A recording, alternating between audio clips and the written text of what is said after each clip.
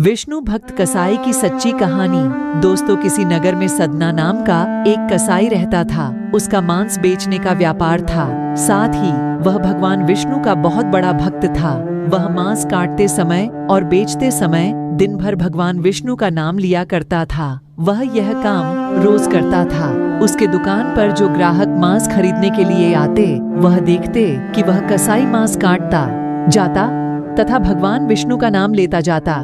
श्रीमन नारायण नारायण हरि हरि, श्रीमन नारायण नारायण हरि हरि।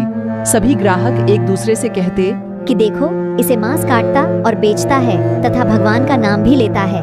एक दिन सदना कसाई किसी दूसरे नगर जा रहा था कि रास्ते में उसके पैर से एक पत्थर टकरा गया। वह पत्थर देखकर वह कसाई सोचा कि पत्थर तो काफी अच्छा है, इस पत्थर से मैं मांस तौलूंगा। जब वह अपने दुकान पर पहुंचा तो पहले वह चेक करने लगा कि यह पत्थर कितने किलो का है। उसने एक तरफ 1 किलो का बांट रखा तथा दूसरी तरफ वह पत्थर रखा।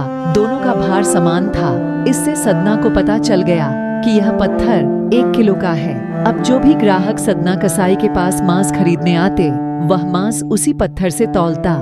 आश्चर्य की बात उसको तब लगी जब कोई भी ग्राहक मान लो 2 किलो मांस खरीदता है तो वह पत्थर 2 किलो का हो जाता है। कोई 3 किलो मांस खरीदता है तो वह पत्थर 3 किलो का हो जाता है। यह बात पूरे नगर में फैल गई कि सदना कसाई के पास एक जादुई पत्थर है। जब यह बात उस नगर में मौजूद एक ब्राह्मण को पता चली तो वह सदना कसाई की दुकान पर गया।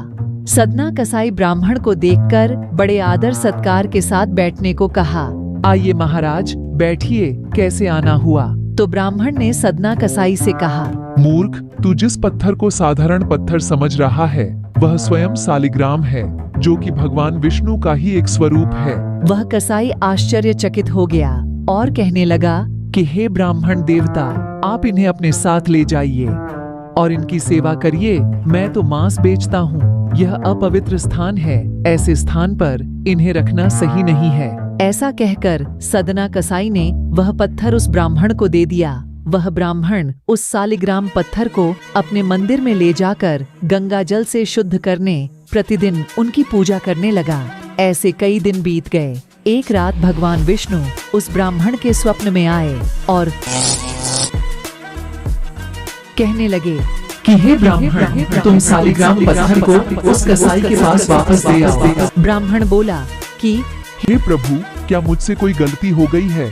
इस पर भगवान विष्णु ने कहा कि वह मांस बेचता है तो क्या हुआ, वह दिन भर मेरा नाम जपता रहता है। उसकी इसी भक्ति भावना से प्रसन्न होकर मैं उसके पास गया था।